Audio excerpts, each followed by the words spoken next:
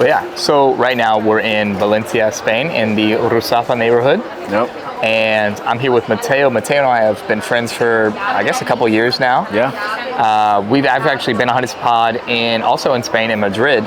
But Mateo has such an incredible story that's different than a lot of us in this online world, a lot of my other friends and I. Even though I went to university, Mateo did university and also fully immersed himself into the corporate world.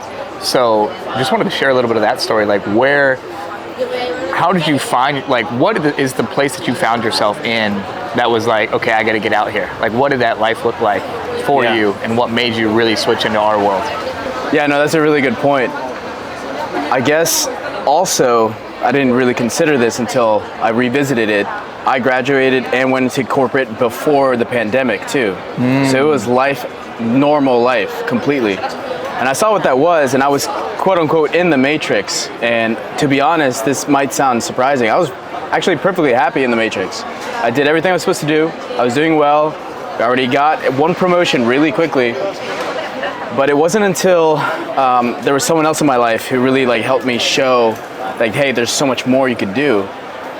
And instead of getting paid 24 times a year, started getting random paychecks randomly throughout the year, corporate handcuffs until I got out and I stepped out. And what really helped was the pandemic. So during 2020, I first of all negotiated remote work, and I saw what location freedom could do.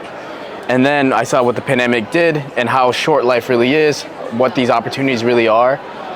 And yeah, no, it was an absolute blessing. I know it was a tough time for a lot of people, including myself, but I saw how you could leverage tough moments, and online business skyrocketed during that time. So many people I know, both in corporate and out, started their online businesses, and I don't know a single person who's regretted it, you know?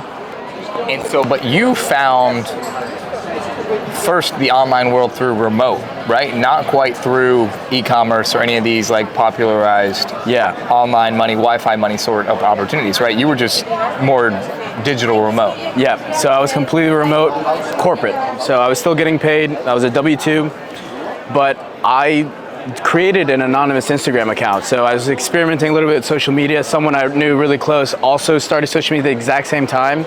And they blew up, started getting brand deals. I never heard of copywriting. We started writing emails. We did all this back-end stuff. And just seeing marketing funnels, what that is, just understanding that world, really opened my eyes. And then, yeah, no, as a corporate, I held on to that corporate job in that corporate remote role for 2 years. It was only until these last 2 years that I did online business fully, but yeah. But you were traveling for 2 years, still working corporate. Correct, yep. I saw Iceland. I went all over the country, went to South Dakota, did a lot of traveling while remote with my corporate job, which I didn't think was possible, but it's totally doable, you know? So with that then, what would you really say? Would you go back and still do corporate? Obviously, I think it probably helped you in more ways than one. Yeah. But I would love to hear what you would say to someone in corporate right now, or someone just, back at that uni age. I think it depends totally on your mindset, right? My mindset was so calcified in the matrix way, particularly because I was being rewarded for it. I was doing so well and everything, so I really had my security, my financial security and identity security tied up with that job, that for me, I would go back and do it again because it helped me. The security of the job, the paycheck every 2 weeks, but then I could experiment with this new social media thing I was starting to do, personal branding, all that. So I would do that. Some people I know, depends on their mental model, burning the boats mentality works for them. But for me and certain people I know, it's good to hold on to one monkey bar before you grab the next one. But yeah, it's a case-by-case basis. Yeah. When people ask me about oh, Will, how can I live this lifestyle like you?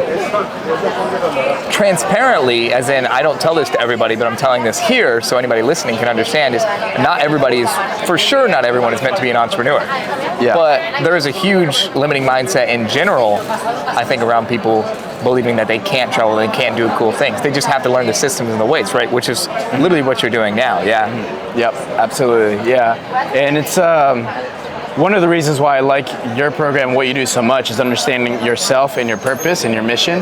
because you have to be very honest with yourself. Like, I had to be honest with myself. I did not want to be an entrepreneur. That was not who I was. I never sold bottle caps as a kid. It wasn't my personality until I was forced to become one, basically. I'm gonna save my story, the full story, but basically I didn't know it was possible. So it came from a place of ignorance. And then when I saw it was possible, I still didn't want to do it fully until I was basically forced to. And yeah, it takes a lot out of you. A lot of the people in my corporate world, they want to work less hours and they want to go into the online space. They're like, I don't want to work 40 hours.